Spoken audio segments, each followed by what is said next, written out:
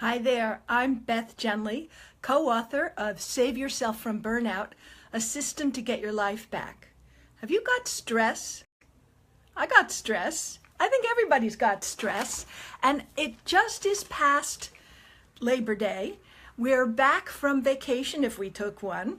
We're back from kind of a more summer mindset, and we're plunging into that last quarter of the year for some of us, or the beginning of the school year for others of us. The residents have gotten settled in, and we're looking at settling in for the fall in the hospitals, wherever you work.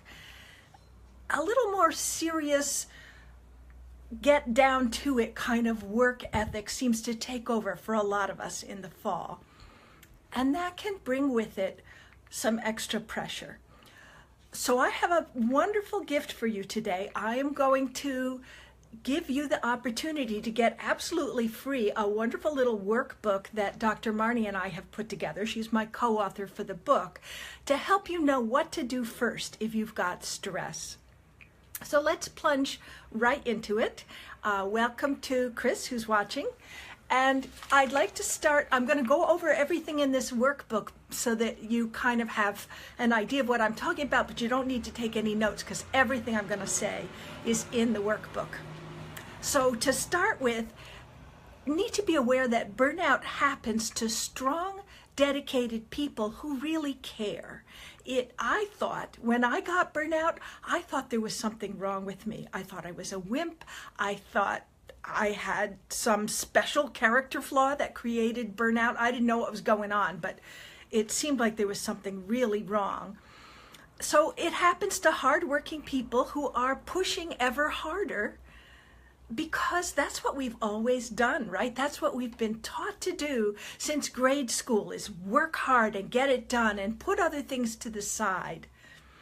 So if we're putting things to the side all the time, if we are never taking care of ourselves, if we're always putting others' needs first, if we're skimping more and more on the things outside of work or outside of family that bring us joy, then eventually we get into burnout territory. So in our book, we go over a whole system for how to really stay out of it for good. For right now, for this workbook, which is only 3-4 pages long, we're just going to talk about what to do immediately, and that can make a very big difference. So if you're ready to try something else than just pushing yourself ever harder, then this video is for you. The first thing is to identify what are your stress warning signs. You want to catch yourself before you're deep into the misery of burnout. And when we're pushing really hard and tuning out our own pleasures and our own discomforts, it can get quite stressful before we even notice. I know that when I was in my worst burnout, I had to have major things go wrong with me. It was like my body or my brain had to hit me on the side of the head with a big brick to get my attention. So I would sprain my ankle, or I would come down with bronchitis, or do something else that would just take me out of the game. I couldn't work. I couldn't take care of family at home. I was just done for a while. And I would go through these cycles of just getting more and more stressed and then falling apart. So those were the first warning signs that I learned to notice, because I really couldn't not notice them. They were pretty extreme. Now I try to tune in much sooner, and I still have accidents when I don't. For instance, last year I broke my wrist about 1.5 years ago now. I didn't just break it, I smashed it. And I really honestly think the reason that happened is because I was dehydrated. I was not doing the simple basic self-care of drinking enough water, and I was so thirsty that my brain was not functioning correctly and wasn't directing my feet correctly, so I tripped and I fell and I smashed my wrist and ended up with surgery and out of work for several months. It was not pretty. It was really not pretty. So backing up to noticing sooner, hey, I'm thirsty, I'd better start drinking some water again. Or, oh, I'm yelling at people in traffic. usually I can deal with traffic with a more positive attitude, but today I'm cursing everybody out. I may be a little stressed. Or today when the dog acts up, I don't have any patience for it at all. Any of those things can let you know that you are overstressed. Nervous habits, body pain, insomnia, if you've been worrying too much, snapping at others. So write down what might be a warning sign that pops up before you get so stressed that it takes you out of the game. If you need ideas, think of people who know you well. How would they answer? How do you behave when you're stressed? And then if you notice one of those stress signs, just stop as soon as it's safe to do so, right? If you're driving in traffic, you need to pay attention and keep driving in traffic. But as soon as it's safe to stop, just stop and take some breaths and notice what's going on. Notice how you feel. Notice how your body feels. It's the same thing. Emotional feelings and physical feelings are all the same, come from the same sources, right? But even though we imagine that they're different. So do a self-scan, identify any other warning signs that might be going on for you, and then check in with yourself. One of the things we call this is rewinding. Back up and think, have you recently stopped doing something that normally is protective for you? Have you been staying up too late? Have you been eating junk food more often than you would? Have you stopped taking walks? Is there some behavior that you would normally do every day or almost every day that is a stress reliever for you that you've pushed to the side that you could bring back? The next thing to do is to check in and realize if you've been pushing that hard, you've probably been getting some stuff done, right? And not only have you been getting things completely done, but you've been taking steps along the journey. You've been taking steps toward getting things done that you need to get done. And it's worth recognizing, hey, I did these things. And then finally, you've been taking steps toward just holding back the chaos. Some things are never done, right? You clean the kitchen and you do the dishes, and before you know it, you have to clean the kitchen and do the dishes again, because that's how life works, right? But you have been mostly, maybe, getting the dishes clean, right? So it's worth recognizing that you've been doing those things and worth recognizing yourself that for what you have been getting done. If there are new stressors in your life, are they going to blow over pretty soon? Or are these long-term stressors that are going to be around for a while? If they're going to blow over pretty soon, you can probably manage for another day or so or another week with a little bit more self-care, a little bit more attention to your own needs.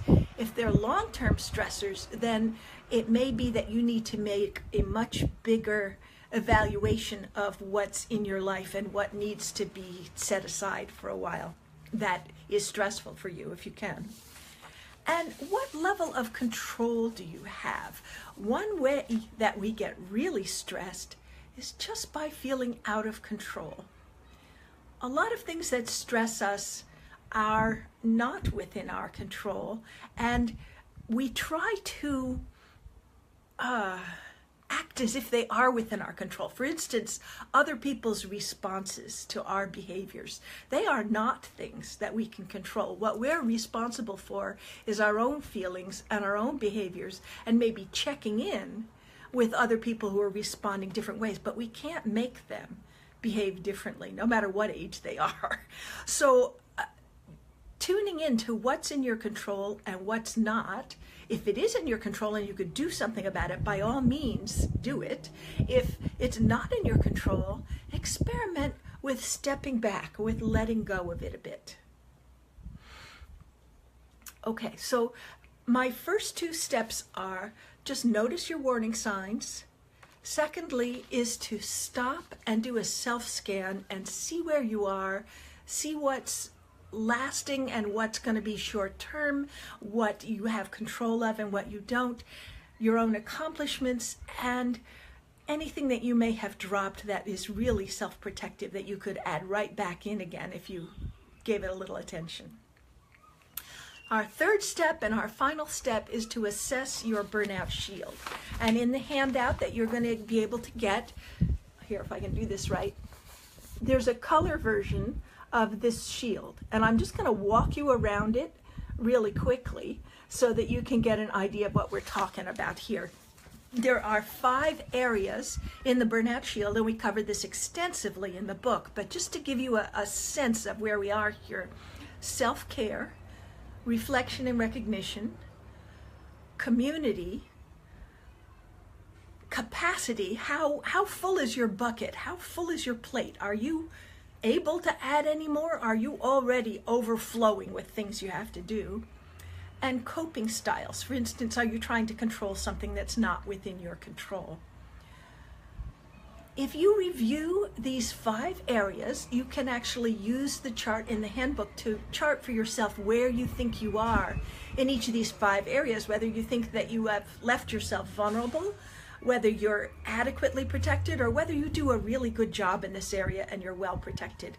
Charting it like that can give you a quick idea of where you are doing a good job and you're well protected, and where you might be able to expand this shield so that you have a better chance of avoiding, as I call it, the slings and arrows of outrageous stress. So estimate how you feel today in those 5 areas when you get your handout, and then you can look at that and say, okay, I do pretty well in these 3 areas, and so I'm going to keep doing what I'm doing in those areas. And in these 2 areas, I really need to take a look at 1 or 2 things, just 1 or 2 things that I might be able to take care of. Hi, Sana, I'm glad you're here. Just 1 or 2 things that you can take care of that might expand your shield. Just to give you an idea of what these 5 areas include, the very basics for them. Self-care includes remembering to breathe. Sometimes when we get tense, our chests get really tight and we start breathing sort of in our mouths. It doesn't even go into the chest. And taking a moment to breathe and relax your shoulders can give you just a little more energy, a little more ability to cope. Also, remembering to move, even just a little bit, can shift your mood and help change your hormones, your stress hormones a bit. There is a truck right outside my window. I'm sorry if you can hear it running its brakes. Reflection and recognition. We've talked about recognition already, and reflecting on what's important to you today, what happened that went well today, what you're grateful for. That's a great set of abilities in reflection and recognition. For community, in burnout, in big stress, in pain syndromes, all of those problems, we tend to pull back from other people. When we start to feel more and more distressed, many of us feel more and more private. We even get embarrassed about being depressed. Sana says, I have to breathe a lot lately. And yes, we all do. We all have those days and those weeks and those months where you have to remind yourself repeatedly to go, okay, yes, I can actually breathe. I can get some oxygen to my brain and my muscles and cope a little better. So for community, going back to that one, reaching out, consciously reaching out to a trusted friend or a mentor and getting some support or just getting some social time can be a big help in reducing stress. You'll notice that all of these things are kind of like the dishes and the laundry. I have to keep doing them. It's not a one-time fix. We have to keep doing them to keep things for ourselves in good shape. And then in coping areas, I listed express gratitude in this list. Also checking in for what you have control of. So that's kind of the reviewing the whole thing. That's really basic. What can you do right now to get control, to get a little bit of distance on the things that are stressing you so that you can begin to feel a little bit better in the moment? If you'd like a copy of this workbook, I'm more than happy to send it to you for free. If you are on my newsletter, I've already sent it. If you are not on the newsletter yet, then just sign up for the workbook and you'll get the newsletter and the next goodies that I send out, and I have several planned over the next couple of weeks. Then you'll get them before anyone else when you get the newsletter. So I'm very excited to be sharing this information with you. I'm very excited to be helping you right now, because the book's not coming out for another month, and I really have a mission that you should have the tools right now to begin to deal with burnout and with stress so that you can feel good and get done what you need to do and enjoy your life. That's what I have for you today. I will be back next week on Thursday afternoon.